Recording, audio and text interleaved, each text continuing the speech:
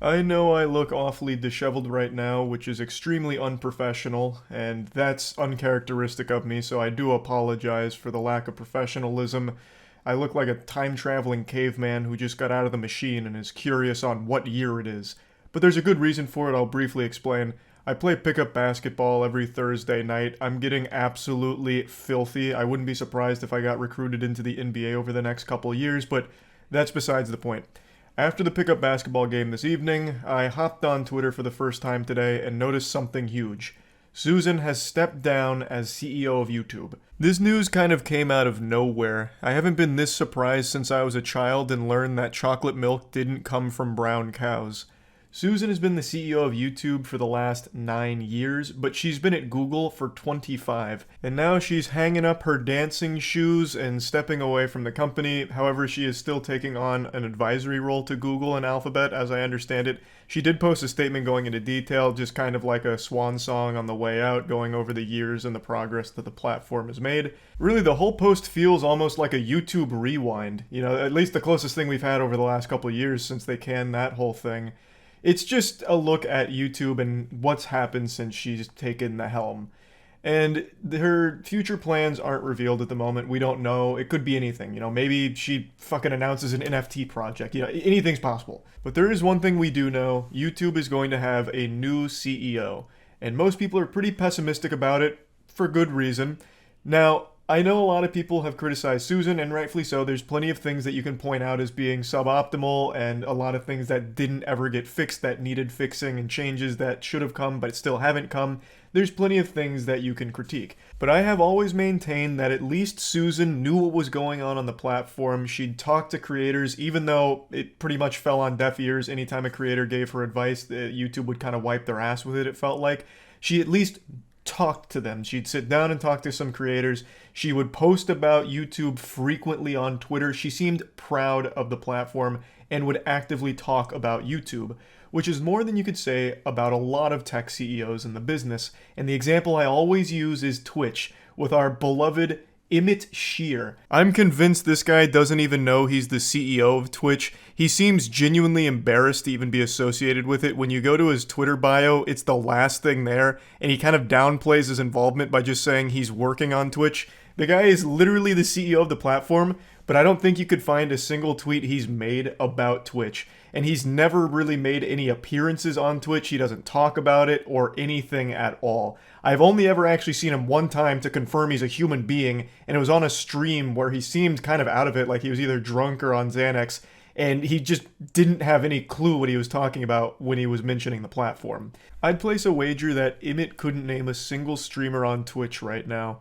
So at least Susan seemed to know what was going on the platform and actively engaged with it, even though she didn't really fix a lot of shit, and even though there was a lot of mismanagement, like at the very highest level, at the at the very least, she talked about the platform. She did identify problems, though falling short on fixing a lot of them, and they did roll out good features under her belt while also rolling out some stinkers. So it wasn't like the perfect reign, but it wasn't the worst either. There's always been plenty of room for the platform to get shittier, and hopefully that won't be the case with the new CEO. I'd like to believe that it'll only improve, but time will tell. I'm going to try and remain optimistic on the future of the platform, though I do want to mention something in regards to the timing of Susan stepping down.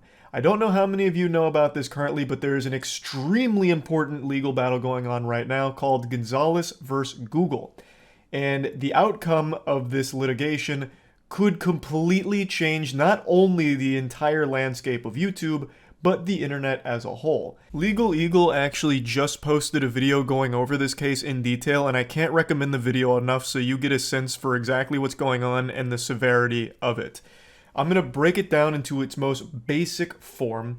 YouTube had a problem where it was recommending ISIS videos, extremist content, to users. And what ended up happening is it radicalized some users and it led to a legitimate terror attack. And this put this whole problem on display and has led to this lawsuit, which is now getting into very, very dangerous territory with something called Section 230. That's as far as I'm going to go in the breakdown, but Section 230 is instrumental in the internet landscape. Without it, the internet doesn't function as it currently does. It gets a lot worse in many, many, many different ways. Check out Legal Eagle's video on the case, but the reason why I'm mentioning this is because this has YouTube in its crosshairs. Google entirely, but the problem stemmed from YouTube.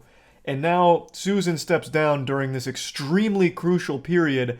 That's setting off alarm bells for me.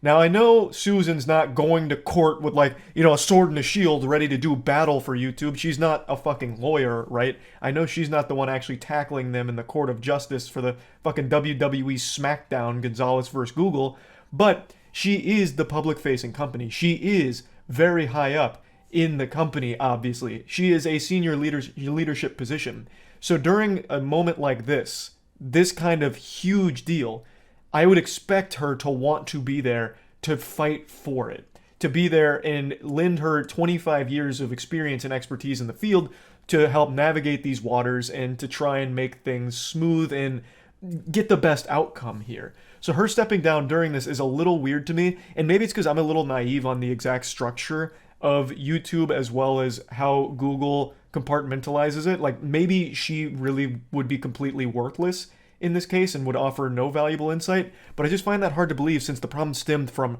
her neck of the woods, YouTube, which she's the CEO of. I feel like she would have the deepest insight and understanding in order to help with the case, but maybe that's not how it works.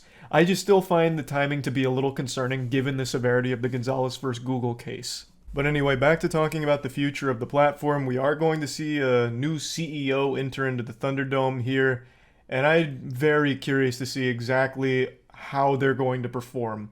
I'm hoping it'll be great, but it remains to be seen. They've got a lot of work to do.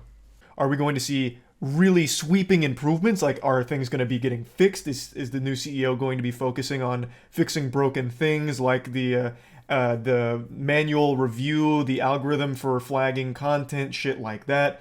Or are they going to be focusing on improving features that are still kind of busted? Maybe are they going to focus on implementing new features that are good, that I don't even have any conception of, like any possible fucking idea on? I will say the beauty of someone new stepping in as a CEO right now is there is an easy layup they can make that would instantly earn the trust of the entire community. Just an absolute fucking free bread basket. Bringing back dislikes. It's that simple. You can still see dislikes through an extension, so just turn them back on publicly. That would instantly be an incredible change that would set the entire tone of the new CEO's reign as, the top dog here. It would showcase to the community that the CEO can recognize issues, can see community feedback, and actually take it into account when going forward. Bringing back dislikes is the number one thing this new CEO can do instantly to get off on the right foot and have a very strong start. Are they just going to be good changes, or are we going to see them double down on some horrible ideas, like when they floated the idea of doing fucking NFTs on YouTube? Or how about that timeless classic when they required you to have a Google Plus account in order to comment on the platform, which was an absolute burning bag of dog shit of an idea? Like, are we going to see more ideas like that are just overwhelmingly horrible and terrible? But yeah, anyway, we'll just have to wait and see how the new CEO performs. Hopefully it's great, big wet sloppy kisses all around, the platform improves entirely, that'd be ideal. But yeah, anyway, just wanted to talk about it. That's about it. See ya.